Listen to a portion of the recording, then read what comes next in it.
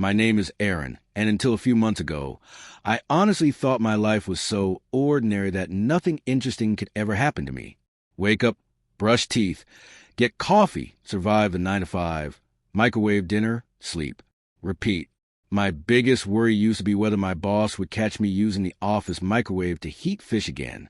That was my version of chaos. But then came the HOA. If someone had told me that a group of retirees with clipboards and laminated rulebooks would drag me into the most ridiculous war of my life, I would have laughed. Hard. But the thing about life is, it doesn't give warnings.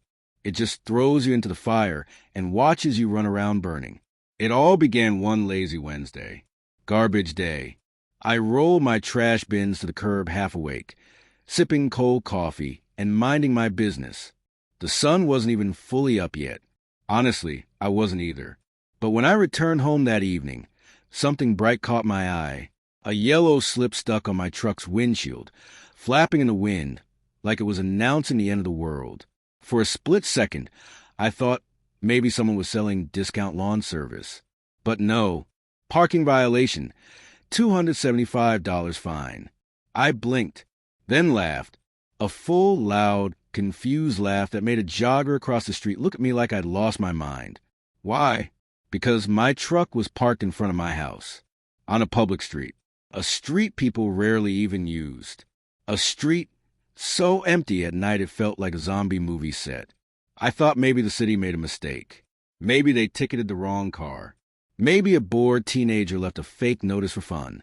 Nope. The bottom of the slip read, issued by Willow Creek Homeowners Association. And like an idiot, I went to their office the next morning expecting, I don't know, sanity? That's when I met her, Linda, the HOA president. The woman looked like she was carved out of pure irritation. Short haircut, glasses low on her nose, lips permanently pressed into a smirk like she had just won an argument in her head. "Good morning," I said, placing the slip gently on her desk. "I think this is a mistake."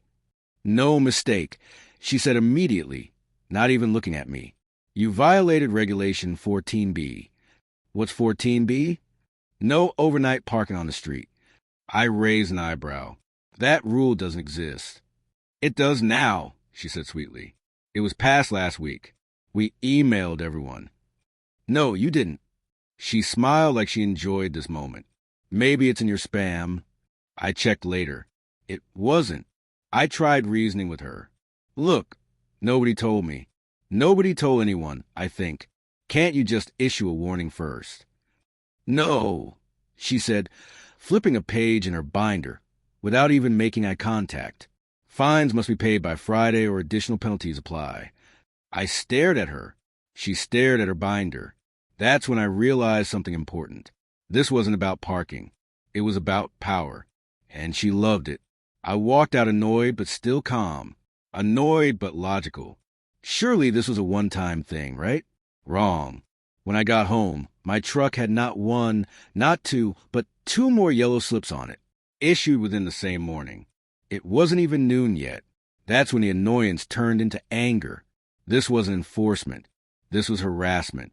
I called the HOA. They didn't answer. I emailed them. Automatic reply. I went to the office again. Closed for lunch break. That somehow lasted 4 hours. By the end of the week, I had accumulated $825 in bogus fines. When I refused to pay, I received a letter threatening legal action and property lien review. That was when the anger turned into something much more dangerous. Determination. If they wanted to fight, I wasn't going to show up with fists. No, I was going to show up with facts, loopholes, and the one thing HOAs fear more than graffiti on a mailbox. Someone who reads the fine print. So that weekend, I dove into research like a man possessed. I read HOA bylaws, city ordinances, state land regulation codes, things I had no business understanding. But anger makes you smart. That's when I found something so beautiful I almost cried. The HOA didn't own the street. Legally, they treated it like their property. They issued tickets on it like their personal playground. But public records said otherwise. The street had been originally built by a development company that went bankrupt years ago. which meant ownership went to the bank. And the bank didn't list it for sale, because who wants liability for cracked asphalt and snow removal? Nobody, except me. My brain went from mild irritation to full villain arc in 0.7 seconds. I called the bank. I expected them to laugh. They didn't. The man on the phone sounded tired, overworked, and desperate to get weird assets off his desk. "You want to buy the street?" he repeated. "Yes," I said firmly. "The entire thing." Pause. "Well, make an offer." It took a week of paperwork, signatures, background checks, and at least 5 conversations that started with, "Just to confirm, you do understand you are purchasing a street?" But in the end, it happened. The price? $3,800. Less than my annual coffee budget. A week later, I held in my hands a certified deed that granted me full legal ownership of the asphalt, the sidewalks, the gutters, the parking rights, the towing rights, the access rights, the maintenance responsibility, and everything in between. Basically, the street was now my kingdom, and I intended to rule. I drove straight to the HOA office with the deed in an envelope. Linda, of course, was there, sitting like she'd been waiting to ruin someone's day. She didn't smile this time. "Are you here to pay your outstanding fines?" "No," I said, placing the envelope on her desk. "I'm here to deliver something else." She opened it slowly. She pulled out the paperwork. Her eyes widened slightly. Not enough for a normal person, but for her, it was like a full scream. "What is this?" she whispered. "It's the deed," I said softly. "To the street you keep ticketing me on." "That's impossible. The HOA doesn't own it," I said. "And starting today, you don't control it either." She tried to regain composure. "Well, we still have governance authority." "No," I said. "You had pretend authority. Until I revoked it." She sputtered. "You can't revoke an HOA rule. I can when it's on my property." She stared at me, stunned, like her entire world had tilted sideways. And that was only the beginning. The very next morning, bright and early, I installed new shiny metal parking signs all along the street. "Private property, parking by permit only. Trespassers will be towed." Underneath it, in bold letters, "Property of Aaron W." For the first time in my life, I felt like Batman. Not the rich one, the petty one. I left notices on every resident's door explaining the situation honestly. What Linda did, how the fines are fake, how the HOA never announced a rule. People were mad at the HOA, not me. Some came to shake my hand. Some thanked me for standing up to the tyrants. But the HOA, the HOA did not like that. They called an emergency meeting and blasted a community-wide email labeling me as a rogue resident, a danger to neighborhood harmony, a threat to established governance, an individual engaging in hostile property takeover. They accused me of stealing the street, illegally modifying signage, and extorting homeowners. I laughed so hard I almost dropped my coffee. Then they made their fatal mistake. They told everyone to ignore my signs. They instructed the entire HOA board to assert their authority by parking on the street in protest. So when I woke up the next morning, the street in front of my house was filled, bumper to bumper, with 14 HOA board members' cars, all of them illegally parked on my property. So I made a phone call. The towing company's owner answered.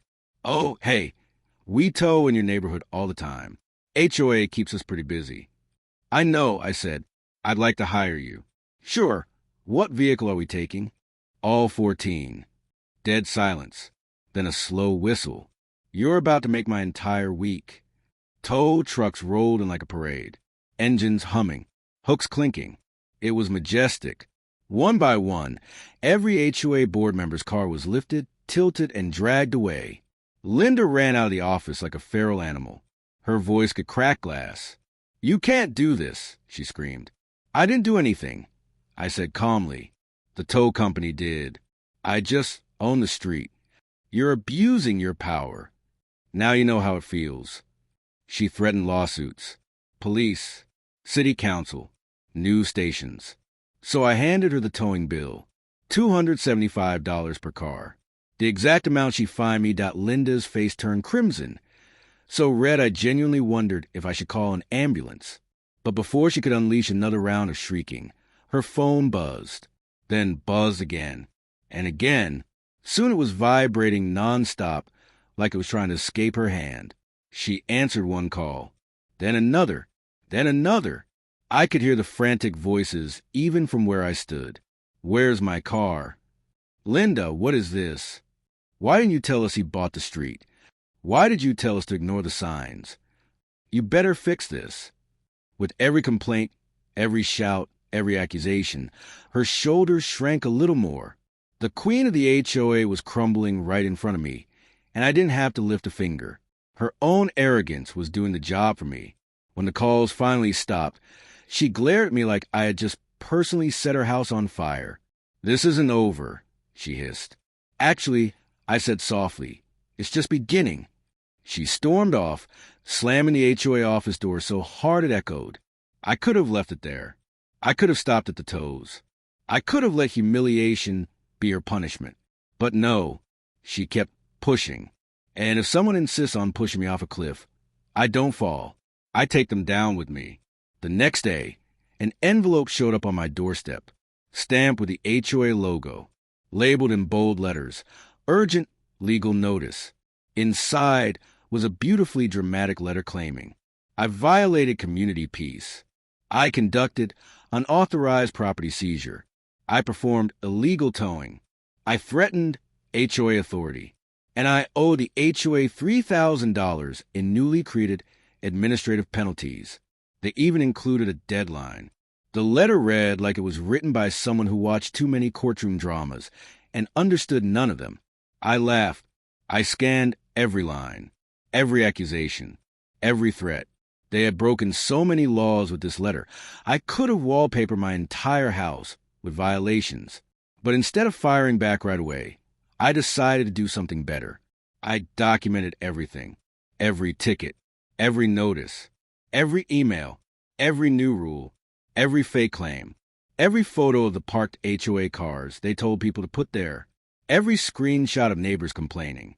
I organized all of it into a neat little file titled Evidence of HOA Shenanigans, Volume 1. I say Volume 1 because what came next took everything to levels even I couldn't predict. That weekend, the neighborhood buzzed, tension thick enough to cut with a knife, people whispering in driveways, residents who never talked suddenly chatting on lawns. Everyone had heard what happened.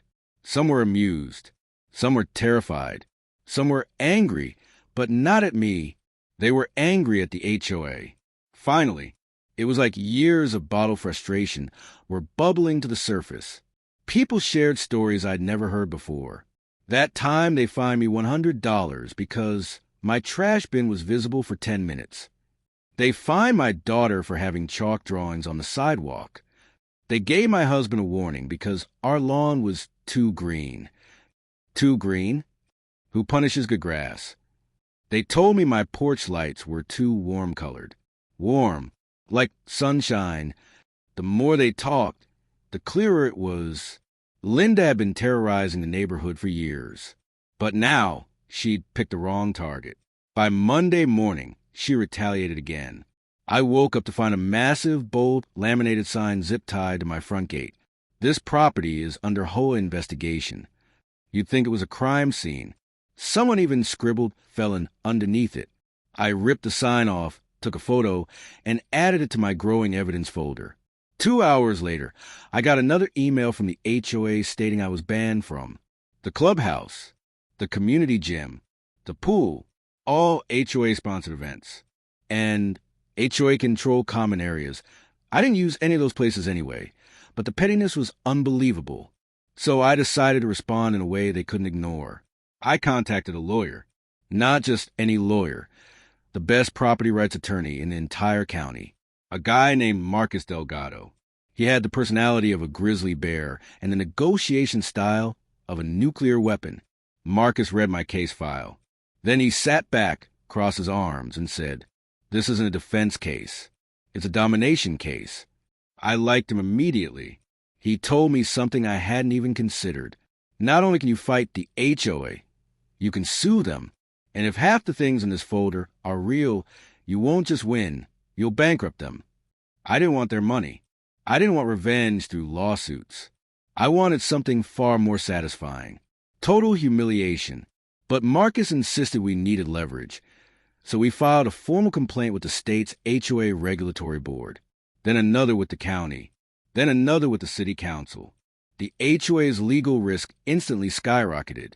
At the same time, something incredible happened. Residents began sending me their own evidence. Screenshots, letters, photos, videos, every petty thing the HOA had done in the last 5 years. People were angry. People were tired. People wanted justice. And they trusted me to deliver it. It felt like I had become some kind of neighborhood freedom fighter. Meanwhile, the HOA escalated. They sent 3 inspectors to my house to take photos. I caught them crouching behind my bushes like amateur spies. "What are you doing?" I asked, documenting violations. "What violations?" "This grass seems too tall. It grew an inch in the last day because of rain." Still a violation. I recorded the entire interaction, of course, added it to volume 2. The next day, I woke up to another yellow notice left on my door. "Your mailbox paint color is non-compliant." My mailbox was black. Everyone's mailbox was black. They also claimed I had a non-regulation number font. The number on my mailbox was Arial. Arial, the most boring font in existence. It was obvious harassment. But instead of complaining, I quietly bought 8 high-definition security cameras and installed them around my house. The next morning at 3:14 a.m., footage captured Linda herself sneaking around my property, flashlight in hand, taking photos. She was wearing pajamas, pink ones, with little flamingos. I laughed so hard, I almost woke the whole neighborhood duck horse. I added the footage to volume 3. By now, things were spiraling for the HOA. Their own board members were furious over the towing fees. Residents were rallying against them. Complaints were piling in at the county office. And then everything exploded. 3 major things happened in a single week. Number 1, the city sent the HOA a warning notice for abusing authority and interfering with private property. Number 2, residents demanded a full HOA board meeting to address the chaos. Number 3, a local journalist caught wind of the drama. His article title was legendary. Neighborhood Power Struggle. Resident outranks entire HOA after buying street. The article blew up. By the next morning, everyone had read it. Everyone. Linda's reputation? Destroyed. Her authority? Shattered. Her embarrassment? Delicious. But she wasn't done yet. The night before the emergency HOA meeting, she slid a letter under my door. Handwritten, shaky, clearly done in a panic. It read, "You have manipulated this neighborhood long enough. You are a danger. You are unstable. You need to stop before you ruin everything. Meet me privately tomorrow morning so we can negotiate before things get out of hand." Negotiate? No chance. I didn't reply. Instead, I showed up at the community meeting with a stack of printed evidence the height of a toddler. And behind me stood more than 30 residents ready to testify against her. When Linda walked into the room and saw us, I swear her soul left her body. She tried to speak first. I let her. She rambled about rules, order, community spirit, respect. Then it was my turn. I didn't yell. I didn't accuse. I simply handed the board a single USB drive labeled Truth. And I said, everything is on here. Every violation, every threat, every abuse of power, every secret rule, every lie, every fine, every resident complaint, every piece of evidence collected over the last 5 years.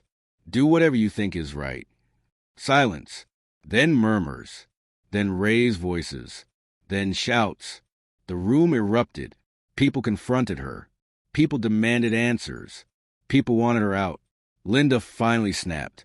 "You're all ungrateful," she screamed. "I kept this neighborhood in order. Without me, you'd all be living in chaos." Someone shouted from the back, "The only chaos here is you." Linda's face twisted into something I can only describe as unhinged. You, she pointed at me, started all this, and I smiled. No, I said, you did.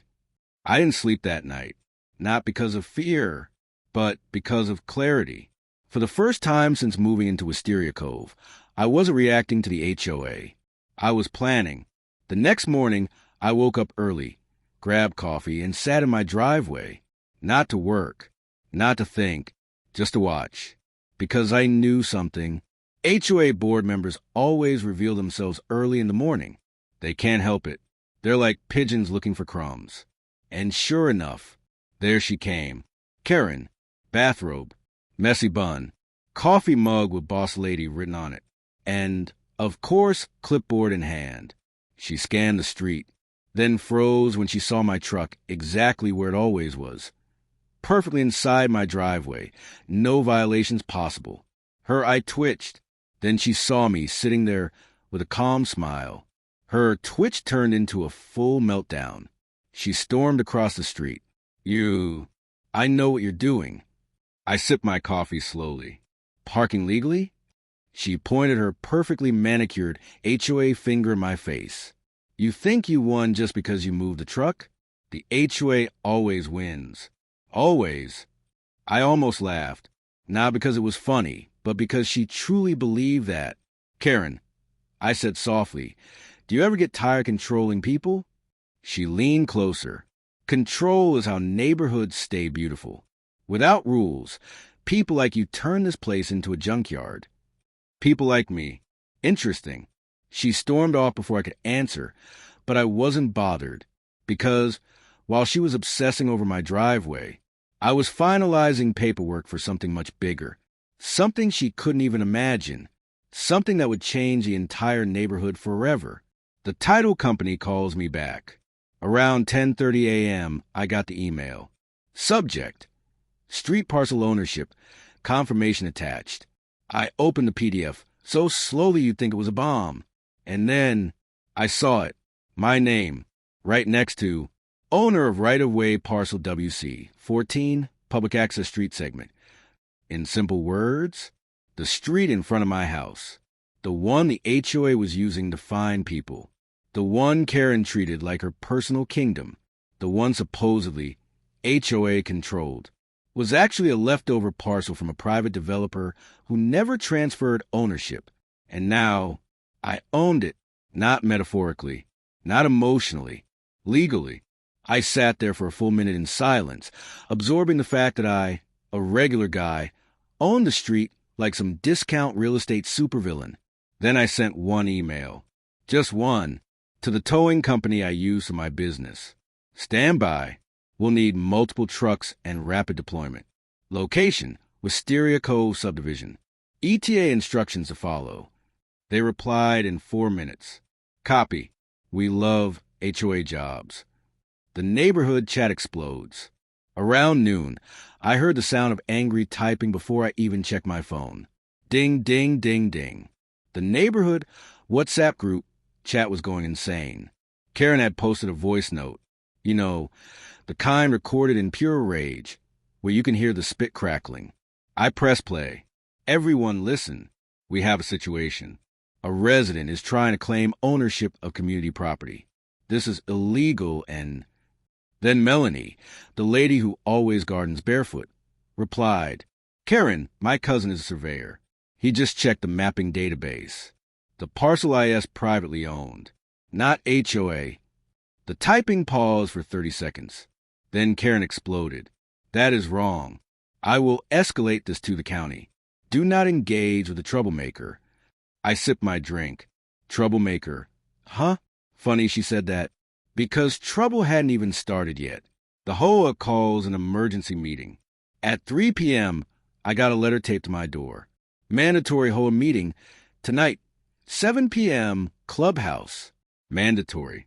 Cute. I showed up anyway. The room was packed. Board members sitting at the front table. Karen in the middle seat, like a cult leader. Residents whispering like they were attending a trial. Karen tapped the microphone. We are here to address the false claim made by Aaron regarding street ownership. I raise my hand. It's not a claim if I have the deed. Gasps. Actual gasps. The kind you hear in soap operas. Karen slammed her palm on the table. Show it. I walked up slowly and placed the printed deed on the table. She snatched it up, scanned it, and suddenly her face drained of every drop of color. This must be forged. This is impossible.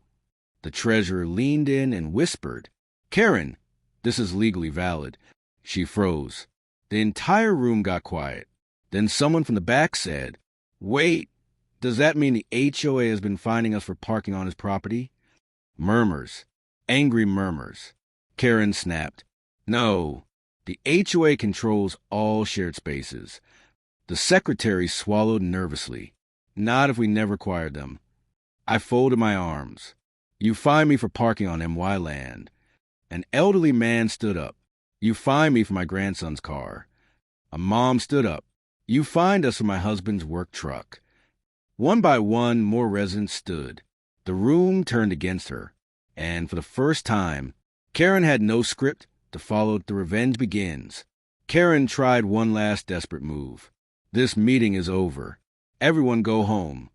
But as she stormed toward the exit, she stopped abruptly, because outside the glass doors, she saw them. Tow trucks. 3 of them. Diesel engines humming. Just idling. Waiting. She burst outside. Why are you here? The lead driver looked at her calmly. We were called. The owner of the street hired us. She spun toward me. You can't do this. I stepped forward. Actually, I can. The entire HOA board followed us outside. Residents formed a circle. Phones came out. People began recording. Karen, voice cracking. If you tow one CAR, I will sue you for everything you own. I checked my watch. Funny you say that. I pointed down the street. There they were. 8 HOA board cars. All parked illegally. All parked on my street. All violating my property access rules. I raised my hand. Begin. The tow truck drivers moved like a SWAT team. Hooks dropped. Chains clanked. Hydraulics hissed. Karen screamed. Stop. Stop. Stop. Her voice sounded like a vacuum cleaner choking on a sock. One by one, the HOA cars lifted into the air. The vice president tried to stand in front of his Lexus. The tow operator didn't even blink. Sir, step aside or I call the police for obstructing private property operations. The man's soul left his body. Residents cheered. Phone cameras zoomed. Kids on scooters rolled up like it was a parade. And I just stood there with the sweetest feeling I'd ever felt. Justice. The final blow. As the last HOA car was hauled away, Karen collapsed into a plastic lawn chair someone had dragged over. I walked up to her. Calm. Quiet. Collected. Karen, I'm done fighting. I just want one thing. She glared at me. What? I leaned in slightly. Remove every fine you ever gave me. Clear every violation. Wipe my HOA record clean. And stay away from my driveway forever. She clenched her jaw. Even she knew she had no leverage left. Finally, fine. She stood up, humiliated, defeated, and shaking with rage. But one day you'll regret this. I smiled. Maybe, but today isn't that day. Karen didn't go home quietly. I watched her storm down the sidewalk like a hurricane wearing sandals. Her board members chased after her, whispering urgently, but she waved them off as if they were mosquitoes. The residents, though, they didn't scatter. They stayed outside, buzzing with the energy of a neighborhood that had finally seen the HOA get punched in the ego. A guy from 2 houses down walked up to me and shook my hand. Dude, I have lived here 8 years. Best day ever. Someone else called out, when's the next street owner meeting? Everyone laughed. But the funny thing, this wasn't over. Not even close. HOA boards don't go down easy. Especially not queens like Karen. And I knew this because at 6:43 the next morning, my doorbell rang. Not once, not twice, but 9 times. 9. I opened the door, half expecting a SWAT team. Instead, Karen stood there holding a stapled packet thicker than a brick. Behind her were every board member, standing in a formation so stiff it looked like a budget Avengers lineup. She pushed the packet into my chest. "Consider yourself served." I looked at the first page. "Cease and desist. Unauthorized control of community property." I stared at her slowly. "You're suing me for control of my own street?" She crossed her arms. "You exploited a clerical error. That parcel should have been HOA transferred. The intent..." I cut her off. "You think intent overrides a legal deed?" Her eyes twitched. "That street is community land, and you weaponized it." I smiled lightly. "House rules. You find me." I adapted. Her lips thinned into a pencil line. "This isn't over. We've escalated this to the county. They're sending an investigator." I almost felt bad for her. Almost. Because she genuinely believed the county would back her. She didn't know what I knew. 3 days earlier, the moment I learned I owned the street, I also hired an actual land use attorney. Not a cheap one. A guy so expensive his tie alone probably cost more than my truck's rims. He had filed everything properly. He double-checked the parcel, triple-checked the developer transfer trail, and had already left 2 voicemails with the county office. So when Karen proudly announced the investigator was coming, all I said was, "Great. Should I make coffee?" Her face tightened like she had swallowed a lemon whole. "We'll see who's laughing later." She turned, marched down my steps, and her whole little HOA brigade followed her like angry ducklings. I flipped through the lawsuit packet, laughing a little at the pettiness. They wanted me to relinquish control of the street, pay a penalty for improper usage, publicly apologize, attend a respect and compliance seminar. That one made me laugh. So hard, I had to lean on the wall. But one thing stood out, a signature. Karen's. Bold. Confident.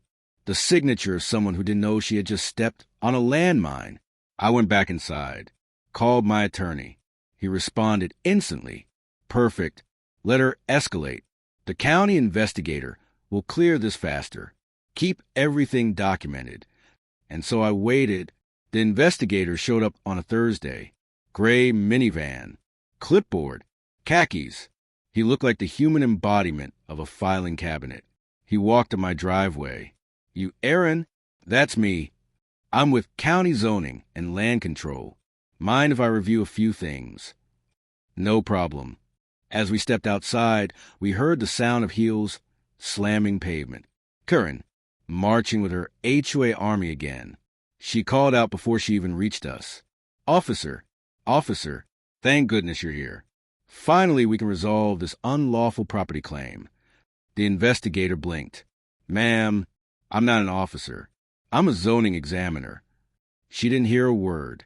She jumped right in front of him and slapped a huge binder into his hands. "This contains every violation this man has committed, every complaint, every satellite photo, every witness statement." He looked at the binder, then at me, then at her, then he gave the most exhausted sigh I'd ever heard from a government employee. "Ma'am, I'm just here to verify parcel ownership." "I know," she said triumphantly. "And once you see the real records, you'll know he has no right to that road." The investigator flipped through the binder. His eyes narrowed. Then he closed the binder, handed it back to her, and said, "This is all irrelevant." Karen froze. "Irrelevant? That is 13 months of violations." "Ma'am," he said calmly, "I don't care if he parks a spaceship on his driveway. I'm here to verify deed ownership." He pulled out his tablet, tapped a few times, then turned the screen toward her. "Parcel WC14. Private. Owned." He paused. "By him." Karen's face went pale. Her board members leaned in behind her, reading over her shoulders. The investigator kept going. "And according to the system, this has been privately owned since 1998. Developer never transferred it. HOA never filed to acquire it. That means you've been treating a private parcel as HOA property without legal authority." Karen's mouth opened and closed like a stunned goldfish. That has to be wrong. That is not what our records show." The investigator shrugged. "Your records aren't legal documents. This, he tapped his tablet, is... A few residents walking dogs slowed down to watch. Karen's face turned bright red. She spun toward me. This is your fault. I bit back a laugh. You bet it is. The investigator cleared his throat. One more thing. Since this parcel is private property, HOA cannot enforce rules on it. Any fines issued related to this road are invalid. You could hear the gasp from 5 houses away. One resident shouted, "Can I get my $175 back?" Another yelled, "Karen owes me $300. Someone else, "My son got fined for his motorcycle." It turned into chaos. Residents rushed Karen, demanding refunds. Board members panicked. The treasurer looked like he was going to faint. Karen's voice cracked. "This is harassment. Everyone back up." But no one listened. The investigator turned to me. "Well, sir, you're in the clear. If the HOA attempts to enforce anything on this parcel again, let us know. They're not authorized." He gave me a polite nod and walked off toward his van, leaving Karen standing there, surrounded by furious neighbors. You'd think that would be the end. But Karen wasn't built to lose. That evening, my phone buzzed nonstop. Neighbors thanking me, laughing, sharing memes they made of Karen's face when she read the deed. Someone even photoshopped her onto a throne made of parking tickets. It was glorious. But then, at 9:17 p.m., I heard a sound outside. Clunk, metal on metal. I opened my window. Karen, flashlight, clipboard, notebook. She was crouched by my truck tires, measuring them. I walked outside. "You okay down there?" She jolted up, startled. I'm checking for compliance." On my driveway, she inhaled sharply. "You can't just win. Karen, you lost. Take the L." She pointed her flashlight in my face. "I will not lose. I built this neighborhood. I shaped it. I made it beautiful. Without me, this place falls apart." I stared at her for a long moment. "You know what's funny? All this time I thought you hated me. But you don't." She blinked. "What?" "You hate losing control." That line hit her harder than any lawsuit ever could. She didn't reply. She just marched off into the darkness. And that's when I knew she'd do something desperate. And she did. 3 days later, I got a letter in the mail. Not from the HOA. From the HOA's lawyer. Due to financial discrepancies and failure to maintain proper documentation, the current HOA board is temporarily suspended pending audit. I had to read it 3 times. Karen wasn't just in trouble. She was done. Residents had filed so many complaints after the investigator visit that the HOA's management company launched a full-blown audit. And the results? A disaster. Misused funds. Unapproved expenses. Unauthorized fines. Missing receipts. Karen had run the HOA like it was her personal kingdom. And kingdoms fall. The board resigned one by one. The treasurer quit first. The secretary followed. Even the vice president bailed. Karen was the last to go. She didn't step down gracefully. She didn't apologize. She just disappeared. One morning, a moving truck showed up. By afternoon, her house was empty. She was gone. No forwarding address. No goodbye. Just vanished. With the board gone, the management company held an emergency election. The neighborhood voted overwhelmingly for a new, chill, normal board. People who actually cared about living peacefully instead of controlling every inch of sidewalk. They made me an offer. "Do you want to join the board?" I laughed. "No thanks. I own the street. I'm good." And that was that. The new board apologized to me, voided every fine I'd ever received, and refunded residents illegal charges. Peace finally returned to Wisteria Cove. But my favorite moment? 2 weeks later. Trash day. The whole neighborhood brought their bins to the curb. And every single person stayed extra careful not to block anything on my property. They weren't scared, just respectful. Like you'd respect someone who stood up for everyone and actually won. As for my street, I didn't monetize it, didn't charge tolls, didn't install gates. I put up one small sign. private road, respect your neighbors. And guess what? Everyone did. For the first time since I moved in, the place felt like home. And me, I parked wherever I wanted. Every single day. Because sometimes petty revenge isn't just satisfying. It fixes the whole neighborhood.